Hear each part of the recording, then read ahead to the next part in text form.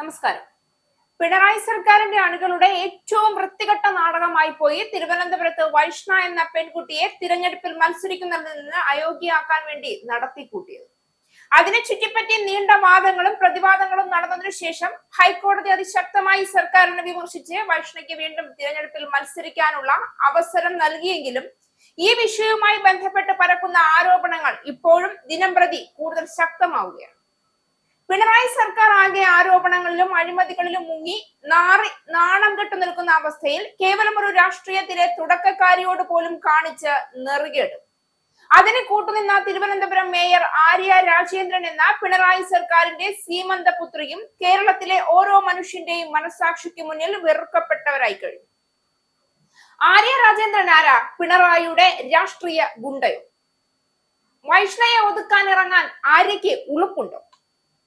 അതിന്റെ ഏറ്റവും വലിയ ഉദാഹരണം അടുത്ത തിരഞ്ഞെടുപ്പ് ഫലത്തിൽ പ്രതിഫലിക്കുമെന്ന കാര്യത്തിൽ ഒരു തരി പോലും സംശയമില്ല. മേയർ ആര്യ രാജേന്ദ്രൻ നേരിട്ടെത്തി കോർപ്പറേഷനിലെ ഉദ്യോഗസ്ഥരെ കണ്ടാണ് വൈഷ്ണയുടെ വോട്ട് ഒഴിവാക്കിയതെന്നാണ് കോൺഗ്രസ് നേതാവ് കെ മുരളീധരന്റെ ആരോപണം. ഇത് ഭരണപക്ഷത്തിന്റെ നെറുകേടിന്റെ വലിയ ഉദാഹരണമാവുകയാണ്. ഇടതു സംഘടനാ നേതാക്കളാണ് ഇതിന് നേതൃത്വം നൽകിയതെന്നാണ് പരാതി. തിരുവനന്തപുരം കോർപ്പറേഷൻ തിരഞ്ഞെടുപ്പിന്റെ പശ്ചാത്തലത്തിൽ ഉദിച്ചുയർന്ന ഏറ്റവും വലിയ വിവാദമായിരുന്നു UDF സ്ഥാനാർത്ഥി വൈഷ്ണയുടെ പേര് വോട്ടർ പട്ടികയിൽ നിന്ന് നീക്കം ചെയ്യാനുള്ള ചതി. കോൺഗ്രസ് നേതാവ് കെ മുരളീധരൻ തുറന്നു പറഞ്ഞതുപോലെ CPM നേതാക്കളും കോർപ്പറേഷൻ ഉദ്യോഗസ്ഥരും ചേർന്ന് നടത്തിയ ഗൂഢാലോചന തന്നെയാണ് ഇതിന്. ഈ കാര്യത്തിൽ നിർണായക പങ്ക് വഹിച്ചുവെന്ന് ആരോപിക്കപ്പെടുന്നത് മേയർ ആര്യ രാജേന്ദ്രനാണ്. മുട്ടടയിലെ CPM സ്ഥാനാർത്ഥി നിലവിലെ കൗൺസിലറും ഭരണസമിതിയുടെ വേണ്ടപ്പെട്ട ആളുമാണ്. UDF ഏറ്റവും പ്രായം കുറഞ്ഞ ആളെ രംഗത്തിറക്കിയതോടെയാണ് വളഞ്ഞ വഴിയിലൂടെ പുറത്താക്കാനുള്ള ശ്രമം തുടങ്ങിയതെന്നാണ് ആരോപണം.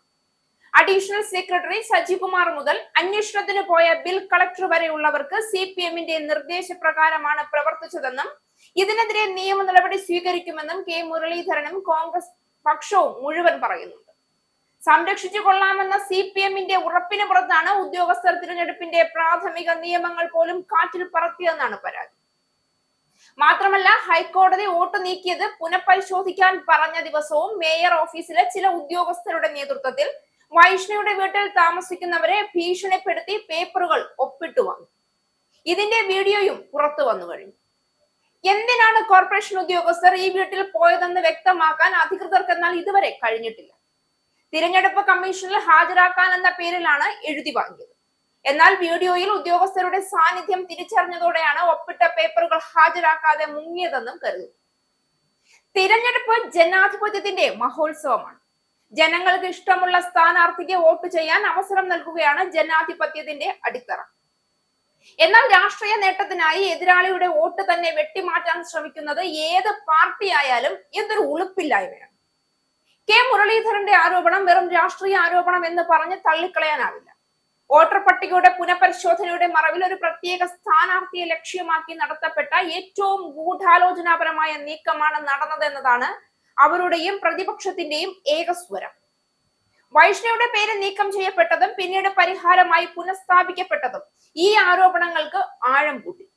ഒരു സ്ഥാനാർത്ഥിയെ ജനങ്ങൾ തിരഞ്ഞെടുക്കരുത്, ആ സ്ഥാനാർത്ഥി വിജയിച്ചു വരരുത്, ആ ഭയം നിഴലിച്ചപ്പോൾ അതിനുവേണ്ടി കണ്ടെത്തിയ മാർഗമാണ് പട്ടികയിൽ നിന്ന് തന്നെ മാറ്റുക എന്നത്.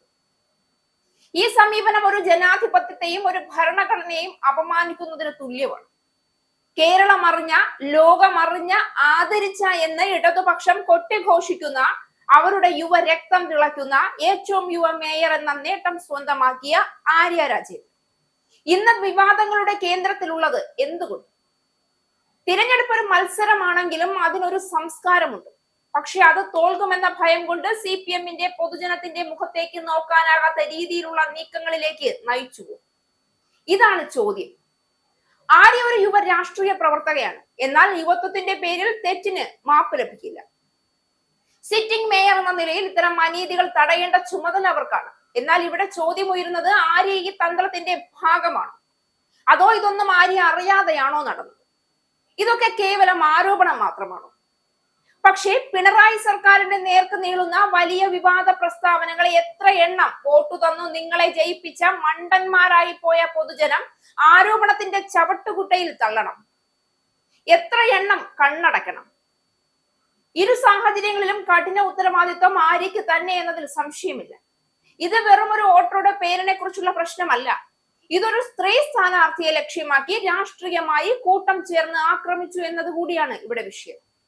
അതിന് പാർട്ടിയുടെ പേരും പറഞ്ഞുകൊണ്ട് മറ്റൊരു യുവ രാഷ്ട്രീയ പ്രവർത്തകയായ സ്ത്രീ തന്നെ മുന്നിൽ നിന്ന് എങ്കിൽ അതിനെ എന്ത് പേരിട്ടാണ് പൊതുജനം വിളിക്കേണ്ടത്?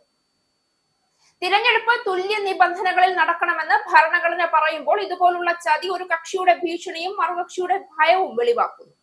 വൈഷ്ണയുടെ പേര് പുതുക്കി ചേർക്കപ്പെട്ടതോടെ ജനങ്ങളോട് വഞ്ചന നടത്തിയത് വ്യക്തമായി തെളിഞ്ഞു. എതിരാളിയെ തകർക്കാൻ മാത്രം ജനാധിപത്യവും രാഷ്ട്രീയ ബന്ധവും അധികാരവും ദുർവിനിയോഗം ചെയ്യുന്നത് ക്രൂരവും പൈശാചികവുമായ രാഷ്ട്രീയ ധാർഷ്ട്യമാണ്. ഒരു വോട്ട് എത്ര വിലയുള്ളതാണെന്ന് എല്ലാവർക്കും അറിയാം. ആ വോട്ട് മോഷ്ടിക്കാൻ ശ്രമം നടത്തുക എന്നത് രാജ്യത്തിന്റെ ഭരണഘടനാപരമായ മൂല്യങ്ങൾ തകർക്കാനുള്ള ശ്രമത്തിന് തുല്യമാണ്. വൈഷ്ണയെ പോലെ ഒരു സ്ത്രീ സ്ഥാനാർത്ഥിയെ പരാജയപ്പെടുത്താൻ ജയിക്കാൻ കഴിയില്ലെന്ന് മനസ്സിലായപ്പോൾ അവരെ മത്സരവേദിയിൽ നിന്ന് തന്നെ നീക്കം ചെയ്യാൻ ശ്രമിച്ചു. ഇത് എത്രത്തോളം ക്രൂരമാണ്! ജനങ്ങളുടെ വിധിയെ ഭയക്കുന്ന ഒരു പാർട്ടിയുടെ വൃത്തികെട്ട ഭീതി മാത്രമാണ്.